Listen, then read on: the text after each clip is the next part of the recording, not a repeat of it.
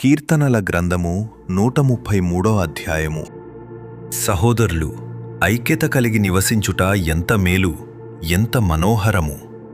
అది తలమీద పోయబడి అహరోను గడ్డము మీదుగా కారి అతని అంగీల అంచువరకు దిగజారిన పరిమళ తైలము వలె నుండును. సీయోను కొండలమీదికి దిగివచ్చు హెర్మోను మంచువలె నుండును. ఆశీర్వాదమును శాశ్వత జీవమును అచ్చట నుండవలెనని యెహోవా సెలవిచ్చియున్నాడు.